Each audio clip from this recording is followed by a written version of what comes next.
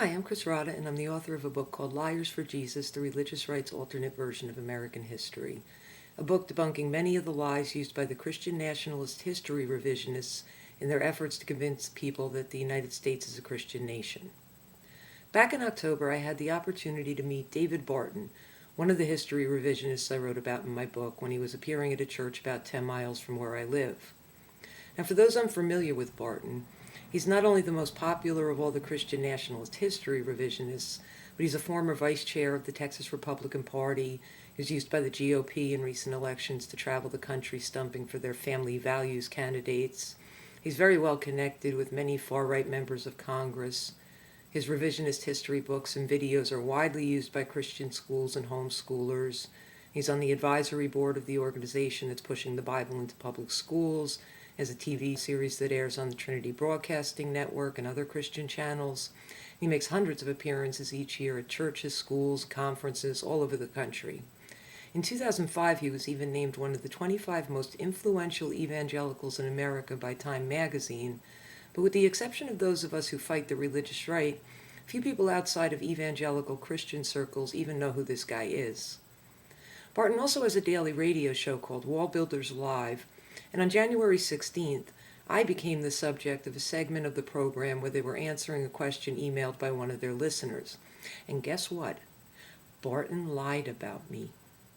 I got one here that's actually going to kind of apply to, I guess, our program in general and wall builders in general, because sometimes wall builders gets attacked. I've seen people go after you because you're telling the truth, and they naturally tackle the guy with a ball. So no, well, that's not what they say. I mean, they don't say that I'm telling the truth. Well, no, they try to say the opposite, because right. What you're putting out there is the opposite of their worldview, and they've really there's been a concentrated effort over the last 80 years to rewrite history, yeah. And really strong in our textbooks the last few years. So you come under attack a lot, and this email is not an attack. It's actually someone that loves our program and wants to be able to share that information with others.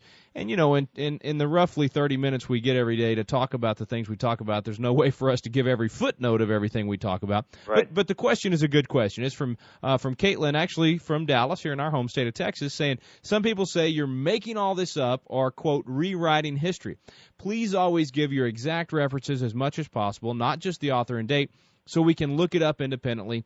Thanks. And that's Caitlin from Dallas. And Caitlin, first thing I'd say is visit the website, wallbuilders.com. You're going to find more footnotes and more specific references and documentation than you can possibly imagine.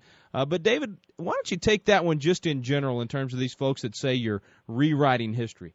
It's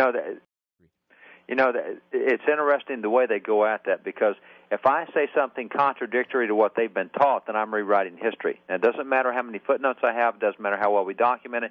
And I'll give you a great example. Just a few weeks ago, I was speaking in New Jersey, real large meeting, and lots of folks there.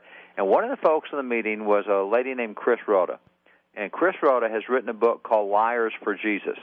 And she says that I'm the one who inspired that book. And so she came up to me at the close of the meeting, was talking to me, and said, I've got a signed copy of the book for you. You inspired this book. And she said, I beg you, I implore you, quit lying about all the things you're saying. And I really had a lot of fun with her, because I said, no, wait a minute. I just got done at the meeting here where I held up book after book after book after original writing of the Founding Fathers. I held up the handwritten letters of John Adams, read them out loud, held up the handwritten letters of Charles Carroll, read them out loud. I'm doing all this out of original documents. What am I making up? No kidding. and everything was, well, you're just making it all up. It didn't happen that way. You're making it all up. Well, what didn't happen that way was my conversation with David Barton. I actually only spoke to the guy for a few seconds. The only true part of his story is that I told him he was the inspiration for my book, which is what I had sarcastically inscribed in the copy I handed him. Once he realized what the book was, I said a few words to him.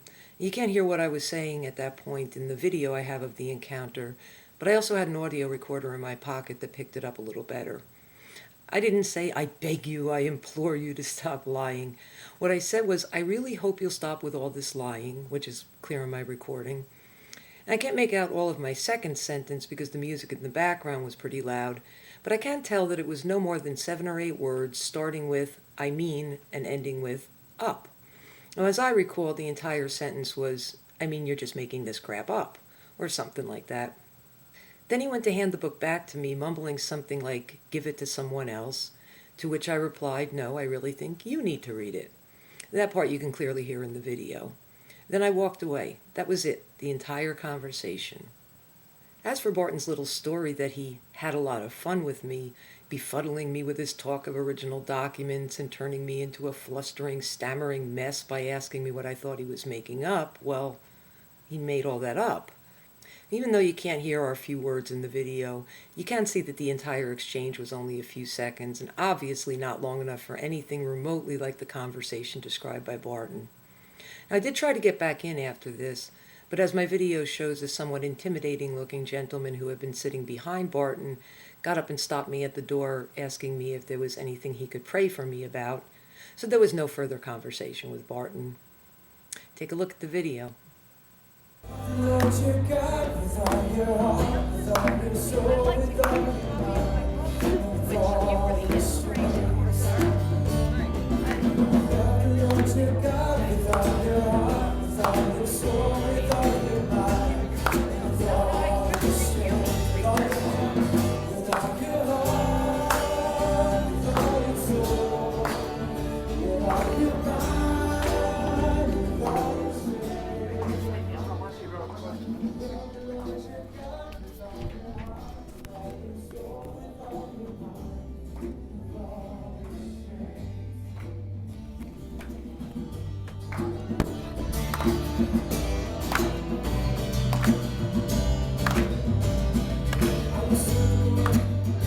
Anything I can help you with? Anything I can pray for you about? One of the founding fathers that Barton claims to have brought up in his fictionalized conversation with me is John Adams. Now, Barton did show a John Adams letter in his presentation, impressing his audience by waving around the original letter, which he owns, and showing the letter on the large TV screens in the church.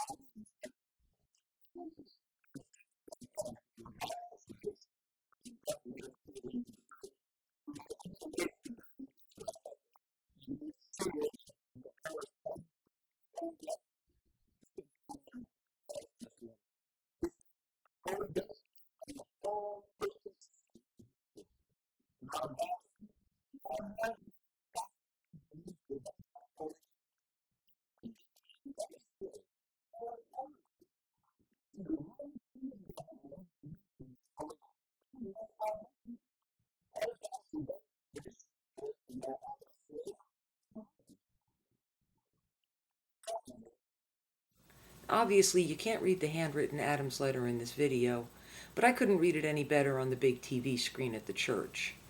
The audience, of course, just accepted Barton's edited version of Adams's words that appeared over the letter in large clear type as he read it. But contrary to what Barton had his audience believing the letter meant, Adams was not proclaiming the necessity of the Holy Spirit's power over everything. He was saying just the opposite.